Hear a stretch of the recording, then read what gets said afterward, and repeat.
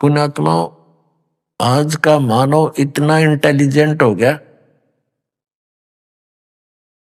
कि ऐसे इंटरनेट बना लिए, एयर हवाई जहाज बना लिए, ऊपर के ग्रहों तक भी पहुंचने की चेष्टा कर रहा है और कंप्यूटर बना लिए। अब जो हमने इस मनुष्य शरीर से बनाना था तो उसने भूल गए। अब जैसे ये आध्यात्मिक मार्ग ऐसा है जहां पर ये इतना जुगाड़ जोड़कर कभी नहीं जा सकते, जेट से भी नहीं जा सकते, किसी प्रकार भी नहीं जा सकते। उस अध्यात्म ज्ञान से यानी आध्यात्मिक शक्ति से ये मानव ऊपर तक घूम आते थे, सैर सपट्टे कराते थे। आपने महाभारत के अंदर सुना होगा कि अर्जुन, ये पांचों पांडव जो वनवास में थे, अर्जुन डांस करने की शिक्षा लेने के लिए इंद्र के लोक में, स्वर्ग में गया था अपनी आध्यात्मिक शक्ति के जोर पे, और वहां नाच गाने की शिक्षा ट्रेनिंग लेकर आया था। तो पुण्यात्माओं, हम अध्यात्म मार्ग को भूल गए क्योंकि हमारी साधना भक्ति शास्त्र विरुद्ध थी, और जिस कारण से परमात्मा से मिलने वाली कोई भी ऐसी क्रिया हमें प्राप्त नहीं हुई जिससे हमारा विश्वास दृढ़ हो कि भगवान ऐसा कर सकता है। तो अब हमने परमात्मा की तरफ अपना इस तीव्र माइंड को, तीव्र दिमाग को घुमाना है, परमात्मा पाना है। ये तो यहाँ का एक अस्थायी सुख है और ये इसकी हमें घनी आवश्यकता भी नहीं है। हमें आवश्यकता है जन्म और मृत्यु के रोग को सदा के लिए समाप्त कराने की। तो इसलिए सत्संग का आयोजन किया जाता है कि सत्संग में आने से प्राणी सावधानी से ज्ञान सुनता है। यहां बैठकर 2 घंटे तो उसने परमात्मा की चर्चा सुननी ही पड़ती है। ये सौभाग्य है उसका। नहीं तो घर पर भी कोई सीडी वगैरह देख रहे होते हो, कभी कोई काम आ जाता है, कभी कोई आ गया, कोई रिश्तेदार आ गया, कोई फोन की घंटी आ गई, यानी कॉल डिस्टर्ब ही रखने की चेष्टा करता है। तो इसलिए अधिक से अधिक सत्संग में आवे और इस ज्ञान को गहराई से समझे। अब आपको जो दास दिखाना चाहता है कि हमारे सदग्रंथ क्या बताते हैं और हमारे धर्म गुरु हमें क्या बताया करते थे, उन्होंने आज तक हमारी इन सदग्रंथों के अनुवाद को भी ढंग से नहीं करके दिया हमें, क्योंकि वे तत्व ज्ञानहीन थे। अब देखिएगा श्रीमद् भगवत गीता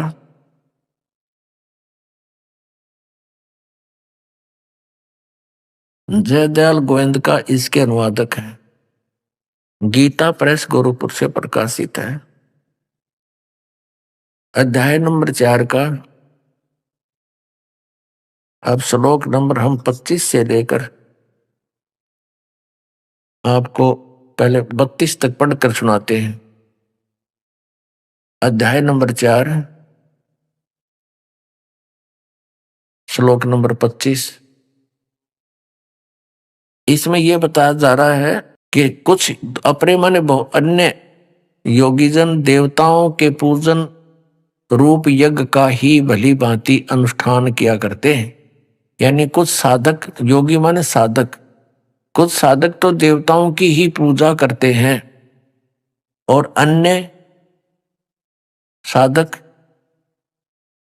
ब्रह्म अग्नो, हमने संस्कृत भी साथ देखनी पड़ेगी, यानी ब्रह्म अग्नो यज्ञेन, ये परब्रह्म नहीं, यानी ब्रह्म को ही इष्ट मानकर जो साधना करते हैं उनका जिक्र समझो। यज्ञ के द्वारा ही आत्म रूप यज्ञ का ही हवन यानी अनुष्ठान किया करते हैं, पूजन। ये 26 नंबर है। अन्य यानी दूसरे योगी जन साधक श्रोत्र आदि समस्त इंद्रियों को संयम रूप अग्नि में हवन किया करते हैं। और दूसरे योगी जन शब्द आदि, शब्द स्पर्श रूप रसगंध, इनसे ही विषयों से ही हटने के लिए कोई अनुष्ठान करते हैं। समस्त विषयों को इंद्रिय रूप अग्नि में हवन किया करते हैं। अब 27 में दूसरे योगी जन इंद्रियों की संपूर्ण क्रियाओं को और प्राणों की समस्त क्रियाओं को, प्राण माने श्वासों की क्रियाओं को ज्ञान पर से प्रकाशित आत्म संयम रूप योग रूप अग्नि में हवन किया करते हैं। यानी अपना संयम बनाने के लिए ही अभ्यासरत होते हैं। 28 में चौथे अध्याय का 28, कई पुरुष कई साधक भक्त द्रव्य संबंधी यज्ञ करने वाले हैं। यानी जैसे कहीं भंडारा करवा दिया, कहीं पर कंबल बांट दिए और कहीं पर कोई धर्मशाला बनवा दी, तो कहते हैं इस कुछ इन्हीं को ही अपना अंतिम भक्ति लक्ष्य मानते हैं। और कुछ तपस्या ही करते हैं, तपस्या रूप यज्ञ करने वाले हैं, तथा अन्य दूसरे योगी योग रूप यानी आसन वगैरह करते रहते हैं। इसी में पेट का पानी हिला दिया, लोग रजा दिए, इसी में अपना अध्यात्म इसी को मानते हैं। और कुछ अहिंसा आदि तीक्ष्ण व्रतों से युक्त यत्नशील पुरुष, यानी जैसे मुंह पर पट्टी बांध गए, नंगे पैर घूमना, इस तरह के एक झाड़ू सा लेकर फिरना, इस तरह की साधना को ही वो अपना अंतिम लक्ष्य, अंतिम उपलब्धि, अंतिम साधना मान रहे हैं। और कुछ यत्नशील पुरुष स्वाध्याय रूप ज्ञान यज्ञ करने वाले। अब जैसे कोई गीता जी का पाठ कर लिया, किसी ने ये गायत्री मंत्र बना लिया, यजुर्वेद के